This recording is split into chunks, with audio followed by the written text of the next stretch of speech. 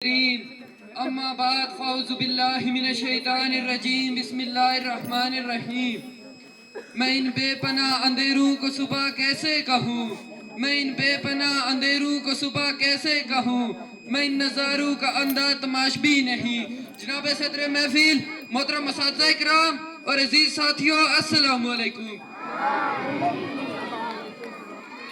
حضور والا، کچھ لوگ سوشل میڈیا کی تعریف میں زمین و آسمان کے کلابے ملاتے ہیں، لیکن شاید وہ یہ بات بھول جاتے ہیں کہ برائی کو لاکھ پردوں میں چھپا لیا جائے، برائی برائی ہی رہتی ہے۔ میں سمجھتا ہوں کہ سوشل میڈیا کی برائی سب کے سامنے اشکار کر دینا میرا فرض ہے، چاہے اس کے بعد اس کے ماننے والے مجھ سے خفائی کیوں نہ ہو جائیں۔ خود کو لاکھ پردوں میں چھپا کر بیٹھ، خود کو لاکھ پردوں میں چھپا کر بیٹھ، مگر تمہیں کبھی نہ کبھی بے نقاب کر دوں گا میں۔ مجھے یقین ہے کہ محفل کی روشنی میں ہوں، مجھے یقین ہے کہ محفل کی روشنی میں ہوں، تمہیں یہ خوف ہے محفل خراب کر دوں گا میں۔ جناب والا، سوشل میڈیا جس کی آج بڑی دھوم ہے، میرے عزیز ساتھی جس کو جدید ٹیکنالوجی کا نام دے رہے ہیں، یاد رکھیے یہ سوشل میڈیا معاشرے کی اصلاح کا مثبت نہیں بلکہ منفی ذریعہ بن چکا ہے۔ یہ مکر و فریب کا منبع ہے، یہ جھوٹ کا پلندہ ہے، یہ انٹرنیٹ نہیں بلکہ انٹرنیٹ ہے جس میں آپ ایک بار داخل تو ہو جائیں، اس سے باہر نکلنا محال ہے۔ جو اس نے ہمارے لیے بہت سی آسانی پیدا کر دی، وہی ہمیں ذہنی مسائل سے دوچار کر دیا ہے،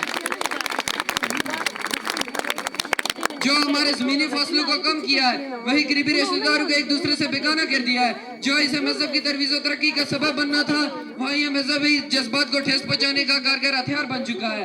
یہی وہ واٹس ایپ اور ٹک ٹاک ہے جس نے نوجوان نسل کو تباہ و برباد کر دیا ہے۔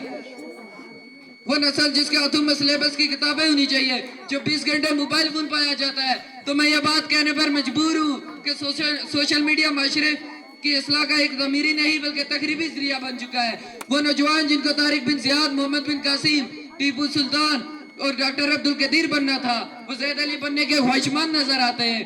اس اجالے سے تو بہتر تھا اندھیرا ہونا، اس اجالے سے تو بہتر تھا اندھیرا ہونا، روشنی لائی ہے منزل سے بہت دور ہمیں۔